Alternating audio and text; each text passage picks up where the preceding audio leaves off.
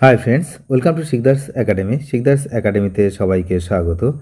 এই ভিডিওতে আমরা একটি বিষয় নিয়ে আলোচনা করব, শিক্ষকদের যে বদলি, সেই বদলির বিষয়ে একটি নোটিশ আজ মধ্যশিক্ষা পর্ষদের তরফ থেকে দেওয়া হয়েছে।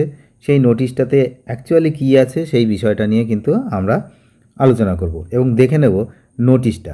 প্রথমেই আমি আপনাদেরকে নোটিশটা দেখাচ্ছি যে কি বিষয় না, বদলি সম্পর্কিত নোটিশ। এই মধ্যশিক্ষা পর্ষদের ওয়েবসাইটে আমি আছি। ওয়েবসাইটে আপনারা গিয়ে দেখবেন এই প্রথম যে নোটিফিকেশানটা রয়েছে, অর্থাৎ নোটিফিকেশান, এই যে নোটিফিকেশানটা এখানে, notification regarding withdrawn and cancel transfer order, এই নোটিফিকেশানে যদি আপনি ক্লিক করেন তাহলে আজকের নোটিফিকেশানটা, click here to download PDF, এই যে নোটিফিকেশানটা আপনারা সামনে ওপেন হয়ে গেল। এই নোটিফিকেশান দেওয়া হয়েছে, দেখুন এখানে West Bengal board of secondary এডুকেশনের পক্ষ থেকে। ডেট হচ্ছে 13/6/2025। এই 13/6/2025 অর্থাৎ 13ই জুন। এই মেমো নাম্বার দেখুন 169, খুবই গুরুত্বপূর্ণ 169 এই মেমো নাম্বার। কি বলা হয়েছে এই নোটিশে বিস্তারিত এই ভিডিওতে আমরা জানব। এই নোটিশে যে বিষয়গুলো বলা হয়েছে সেটা হচ্ছে সহকারী শিক্ষকদের বদলির একাধিক অর্ডার বাতিল হয়েছে।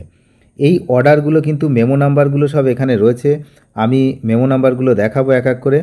যে এই সিদ্ধান্তের ফলে যে সমস্ত শিক্ষক শিক্ষিকারা ইতিমধ্যেই নতুন স্কুলে যোগদান করেছিলেন, নতুন স্কুলে যারা যোগদান করেছিলেন তাদেরকে অবিলম্বে তাদের পূর্ববর্তী কর্মস্থলে ফিরে যাওয়ার নির্দেশ দেওয়া হয়েছে।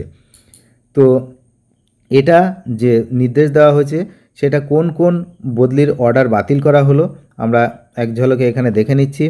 যে 2023 সালের মেমো নাম্বার যেগুলো রয়েছে সেটা হচ্ছে 269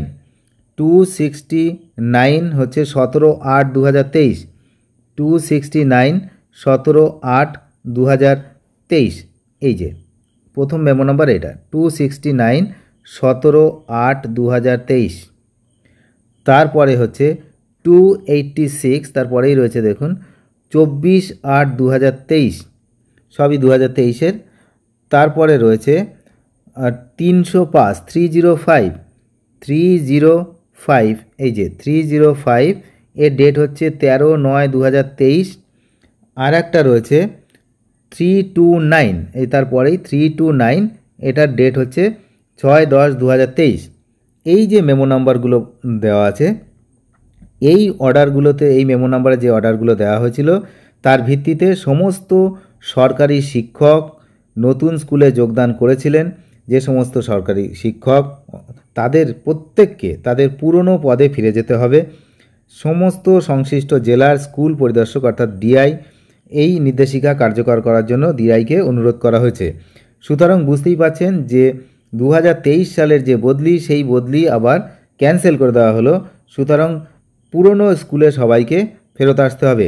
বিশেষ করে এই যে কাদেরকে ফেরত আসতে হবে না, এই 4টে মেমো নাম্বার, এই 4টে মেমো নাম্বারে যারা রয়েছেন সেই সময় বদলিতে, তাদেরকে তাদের পুরনো স্কুলে ফেরত যেতে হবে। এটাই হচ্ছে মধ্যশিক্ষা পর্ষদের আজকের যে বিজ্ঞপ্তি ছিল। এতে শিক্ষকদের উপরে কিন্তু একটা প্রভাব পড়বে। পর্ষদের এই সিদ্ধান্ত, হঠাৎ সিদ্ধান্ত, রাজ্যের শিক্ষক মহলে ব্যাপক চাঞ্চল্য সৃষ্টি হয়েছে। যে সমস্ত শিক্ষকেরা তাদের নতুন কর্মস্থলের কাছাকাছি নিজেদের বাসস্থান পরিবর্তন করেছেন বা সন্তানদের নতুন স্কুলে ভর্তি করেছেন, তারা স্বাভাবিকভাবেই গভীর সমস্যার সম্মুখীন হবেন। এই যে সিদ্ধান্ত, তার ফলে শিক্ষকদের ভবিষ্যৎ কী হবে এবং শিক্ষা দপ্তর এই বিষয়ে পরবর্তী কোনো পদক্ষেপ নেবে কিনা সেদিকে এখন সকলে তাকিয়ে রয়েছে। তার কারণ এত বছর পরে 2023-এর যে বিজ্ঞপ্তি, সেই অনুসারে যে ট্রান্সফার হয়েছে, ট্রান্সফার হওয়ার পরে সবাই তার সেখানে সেটেলমেন্ট হয়ে গেছে। তারপরে আবার তাদেরকে তাদের পুরনো স্কুলে ফেরত আসার যে নির্দেশ দেওয়া হয়েছে সেটা খুবই চাঞ্চল্যকর। এবং দেখা যাক কী হয়, সেদিকে আমরা নজর রাখছি। আপনারা নজর রাখবেন আমাদের চ্যানেলের দিকে। চ্যানেলে নতুন হলে অবশ্যই চ্যানেলটিকে সাবস্ক্রাইব করে